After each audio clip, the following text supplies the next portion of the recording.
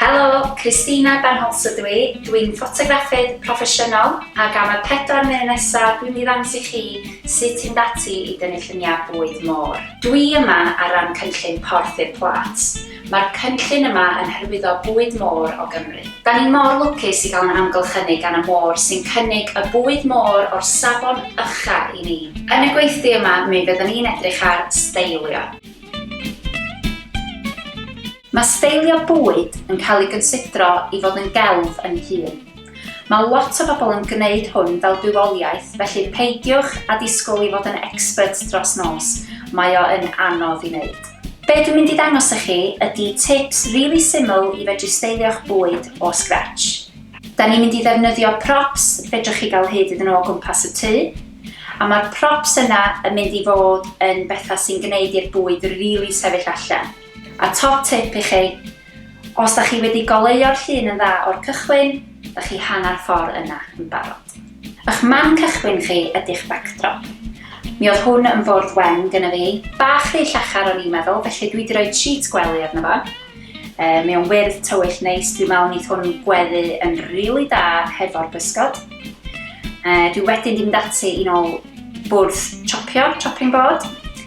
A mae gen i fi folenni llwya a dipyn bach o props bwyd yma hefyd, felly na ni fynd ati i gychwyn steilio. Mae'n syniad i chi adeiladu fel stoc bach o props, fedrwch chi fynd ati nhw bob tro. Meddyliwch am y delwedd da chi eisiau creu cyn dechrau. Felly pan mae'n dod i steilio bwyd, less is more, maen nhw'n dweud, a mae o'n wir. Peidiwch byth â gorbropio llun Mae'n well cychwyn efo rhywbeth rili syml a wedyn bod chi'n padio allan wedyn. Y pysgodyn ydy y hero yn y llun. Felly dyma dwi eisiau i bawb edrych arno fo pan maen nhw'n gweld y llun. Dwi'n mynd i ganolbwyntio ar y sgodyn a dwi'n mynd i osod pethau o'i gwmpas o. Dwi'n mynd i gychwyn hefo yr halan. Mae gen i ramekin o halan y fama. A hwn yn brop rili neis pan dod bwyd môr. Felly dwi'n jyst yn mynd i sbrinclo rili naturiol. Mae'n hawdd rili gorfeddwl y pethau yma. Da ni'n gorfod trio creu sîn, felly da ni'n creu fo reit naturiol. So mae jyst sbrinclo'r halan yn mynd i fod yn iawn. A wedyn mae gen i y cadach yma. Dwi'n rili licio'r texture a'r lliw ar hwn, felly dwi'n mynd i jyst gosod hwnna fanna fel la. Mae gen i arlleg, dwi'n rili licio hwn. Dwi'n mynd i dorri fo. Dwi eisiau iddo fo edrych fel sîn go iawn, felly dim problem am torri pethau lemon neu be bynnag fel la.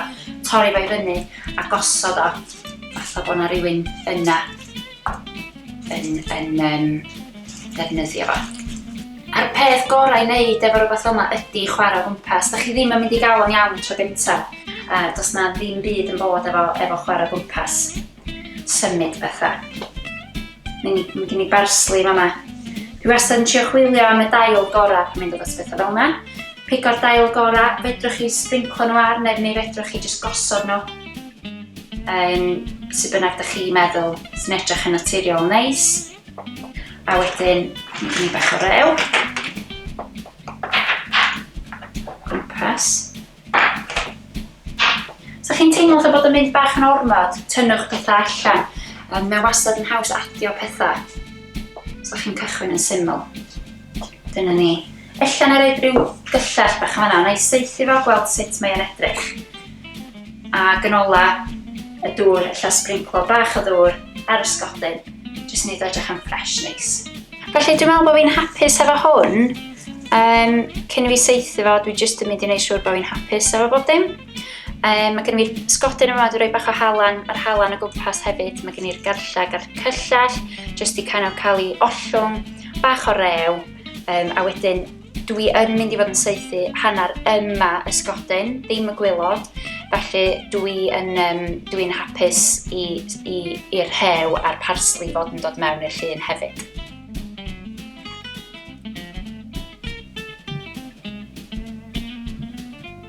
Felly mae'n bosib i chi saethu o uwch ben y bwyd neu o'r ochr. Yn fama dwi wedi neidio ben y cadar trwy fod yn saff a dwi wedi saethu i lawr tuag at y bwyd.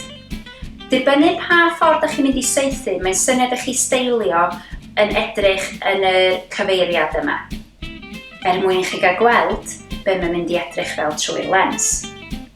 Gwnewch yn siŵr eich bod eich arwr yn y llun yn sefyll allan bob tro.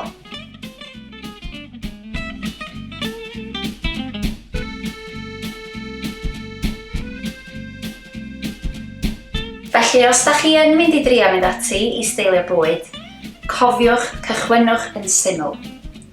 Mi fedrwch chi adeiladu o fanna, defnyddiwch eich props sydd gennych chi o gwmpas y gegin, triwch wneud y llun edrych yn naturiol neis. A top tip i chi jyst i orffan, dwi wastad yn neidio ar y we i gael dipyn bach o ysbrydolaeth cyn bo fynd ati i steilio, jyst i gael gweld sut fedra i gychwyn. Diolch i chi am wylio heddiw, dwi'n wir obeithio bod chi wedi dysgu rhywbeth am dynnu lluniau bwyd môr. Os ydych chi eisiau gwybod mwy am bwyd môr neu eisiau ambell i'r seit, ewch draw i gyfryngau cymdeithasol Porth i'r Plat. Maen nhw ar Facebook, Twitter neu Instagram @Porth i'r Plat. Diolch am wylio.